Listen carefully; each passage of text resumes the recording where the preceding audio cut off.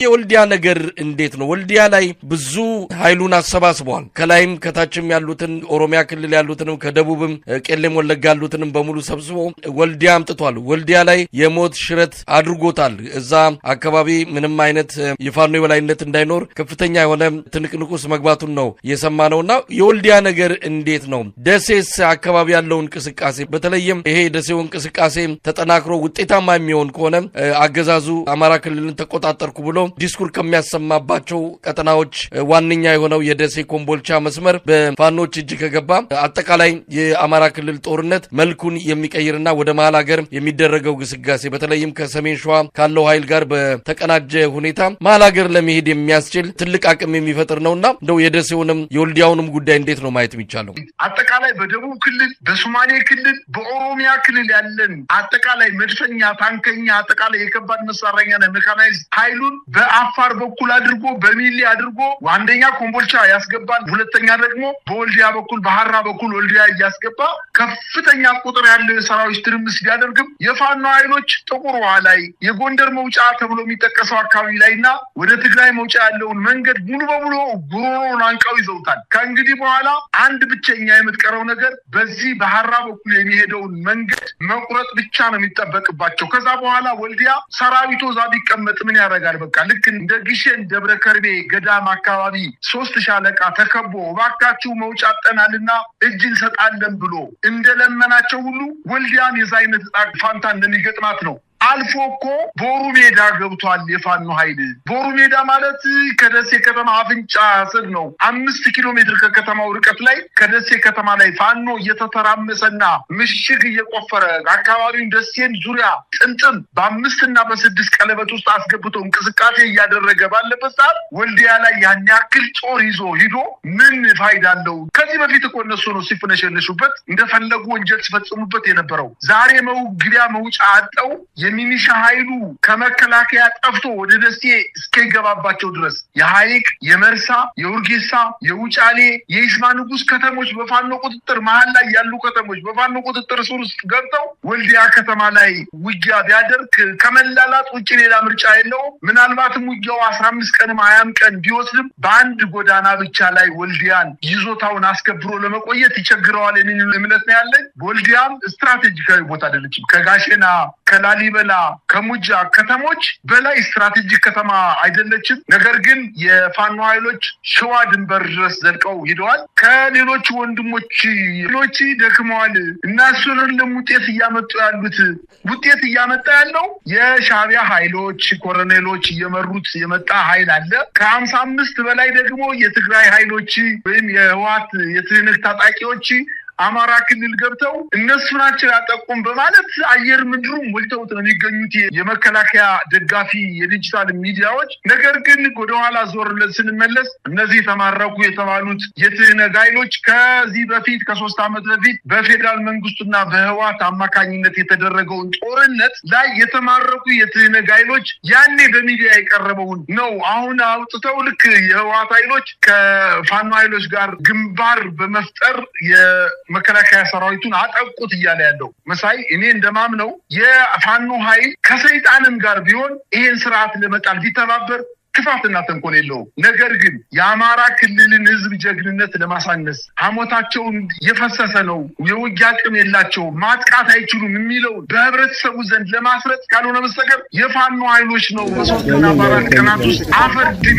እያበላ ወደ ደሴ ከተማ እንዲከማች ያደረገው። ዋናነት እኮ የምሬ ወዳጅ ጦር ያደረገው ነገር ዋነኛ ነገር በሁሉም የውጊያ ቀጠናዎች ላይ ውጊያ መክፈት አይደለም። በጣም የመከላከያ ሰራዊት ተከማችቶ በሚገኝባቸው ዋናና ወታደራዊ ጠቀሜታ ካላቸው ከባባድ ምሽጎች ላይ በ3 ቀናት ውስጥ ጥቃት ፈጽሞ በአንድ አካባቢ እንዲሰበሰቡ ካደረገ በኋላ መጨረሻ ጋሸናና ወልዲያ ብቻ ነው የቀረችው። በጋሸናም ተከቧል፣ ወልዲያም ተከቧል፣ ደሴም ከተማ ተከቦ ነው የሚገኘው። ቦሩ ሜዳ ማለት ደሴ ገብተዋል ማለት ነው። አልፈው ወደ ምዕራብ አቅጣጫ ወይም ምዕራብ ወሎ የሚባለው በቦረና አካባቢ ከፍተኛ ጥቃት እየፈጸሙ ነው የሚገኙት። በተደረገ ውጊያ ኮሎኔሎችን ጨምሮ በርካታ ወታደራዊ አመራሮች በመካነ ሰላም አካባቢ እንደተማረኩ መረጃዎች እየደረሱን ነው። ስለዚህ የደጋፊ ሚዲያዎች የፈለጉትን ያክል የፕሮፓጋንዳ ዜናቸውን ቢያሰራጩ የአማራ ህዝብ ትግል ወደማይቀለበስበት ደረጃ ላይ ደርሷል። ይሄን ነው ማለት የምችለው። መሳይ ቀደም ሲል ያነሳው ነገር ነው። የአገዛዙ የብልጽግና መንደር ነዋሪዎች በከፍተኛ ብስጭት ውስጥ እንዳሉ በተለያዩ መንገዶች ማረጋገጥ ተችሏል። ለ2-3 ቀናት በጸጥታና በፍርሃት ውስጥ ሆነው ከቆዩ በኋላ ከበላይ በተሰጣቸው ትዕዛዝ በሜንስትሪም በዋና ዋናዎቹ የቴሌቪዥንና የሬዲዮ ጣቢያዎች ሳይሆኑ በዚህ በዲጂታል ሰራዊቱ አማካኝነት ሐሰተኛ መረጃዎች እንዲሰራጩ ትዕዛዝ ተሰጥቷቸው ይህንን ማሰራጨት መጀመራቸውን የተረዳ ነው። ቀደም ሲል አንተ እንደገለጽከውም ይሄ የወሎው ታላቅ ድል የመጣው በፋኖች አቅም ሳይሆን ሌሎች ኃይሎች ከጀርባ ገብተው ነው፣ ስልጠና ሰጥተዋቸው በሰልጣኞች ገብተው እቅድ አውጥተው ራሳቸውም ተሳትፈው የሚሉ የተለያዩ ሰበብ ምክንያቶችን እያመጡ መጽናኛ የሚሆናቸውን ትርክት እያሰራጩ ይገኛሉ። እንግዲህ ቀደም ሲል አንተም እንዳልከው ነው፣ የትንፍጩ ዱቄቱን አምጪው ነው። ፋኖች ጀግና በልብ ነው። በልቦናቸው አድብተው አቅደው አዘጋጅተው ድንገት መብረቃዊ ምቶችን ነው በማሳረፍ ይህንን ታላቅ ድል እያስመዘገቡ ያሉት። የትኛውም ሰበብ ቢደረደር፣ የትኛውም ምክንያት ቢመጣ፣ የትኛውም ሐሰተኛ መረጃ ተሰፍቶና ተለቅቶ ቢሰራጭ ተፈጠረውንና የተገኘውን ድል የሚቀለብሰው አይደለም። ለመጽናኛ እንባ ማበሻ ብለው እንግዲህ በሰፊው እያሰራጩት ይገኛሉ። ቀደም ሲል አንተም ገልጸዋል።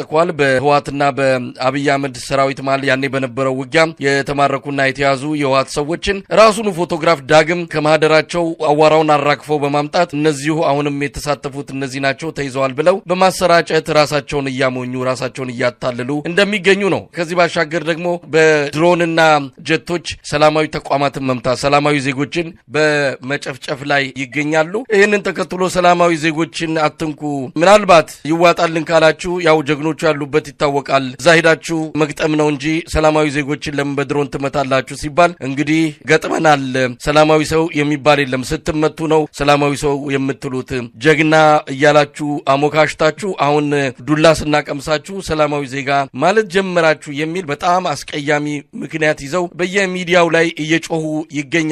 ሆነም ቀረም ታሪክ ተሰርቷል፣ ነገም ከነጎዳያም ይሰራል። በዚህ ሁኔታ የፋኖን የድል ግስጋሴ መክታት ይችላሉ ወይ? እንግዲህ ጦሩን ከተለያዩ ቦታ ሰብስቦ እያመጣ ነው። በጣም ትንሹን 10% የሚሆነውን ኃይል ነው ያሰለፍ ነው አሉ።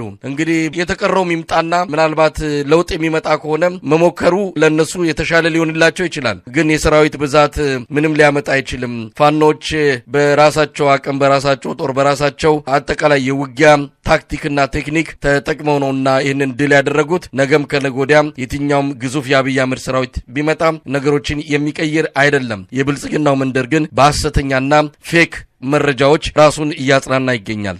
የአብይ አህመድ ሰራዊት በአማራ ክልል እያደረገ ያለው እንቅስቃሴ የመሬት መንሸናተትን በእጅ ደግፎ እንደማስቀረት አይነት ስራ እየሰራ ነው። እሱ ወልዲያ ላይ እግሩ እስኪላላጥ ድረስ፣ ጉልበቱ እስኪላላጥ ድረስ በአውሮፕላንም በከባድ መሳሪያም በአንድ አውራ ጎዳና ብቻ ወደ ወልዲያ ከተማ አስገብቶ የፖለቲካ ስራ ለመስራት ብቻ፣ ወታደራዊ ጠቀሜታ የሌለው ነገር ግን የፖለቲካ ስራ ለመስራት ብቻ የሚያስብል እንቅስቃሴ እያደረገ ባለበት ሰዓት የአማራ ፋኖ ብሔራዊ ኃይል ምስራቅ አማራ ቀጠና ሚኒሊክ ዕዝ ንጉስ ሚካኤል አሊኮር ኢንጂነር ደሳለኝ አሰፋ ክፍለ ጦርና መብረቁ ክፍለ ጦር ከጎጃም ቴዎድሮስ ዕዝ ጋር 9ኛ ሳሙኤል ወንዳወቅ ክፍለ ጦር ጋር በጋራ በመቀናጀት መካነ ሰላም ከተማ በከፍተኛ ደረጃ አጥቅተው 23ኛ ክፍለ ጦርን መደምሰስ መቻላቸውን እኮ አስታውቋል ዛሬ። በዚህም የመካነ ሰላም ከተማ ሚኒሻ ጽሕፈት ቤት ኃላፊን ጨምሮ የነበረው አቶ ሰይድ አብዩ ጨምሮ ከ45 በላይ የመከላከያ ሰራዊት አባላት ተደምስሰው የመካነ ሰላም ከተማ ላይ የሚገኘው የቦረና ማረሚያ ቤት ተከፍቶ በፋኖ ቤተሰቦች ትደግፋላችሁ ተብሎ የታሰሩ በርካታ የህሊናና የፖለቲካ እስረኞችን ማስፋታት መቻላቸውና ከተማዋን በቁጥጥራቸው ስር ማስገባታቸውን ለማወቅ ተችሏል።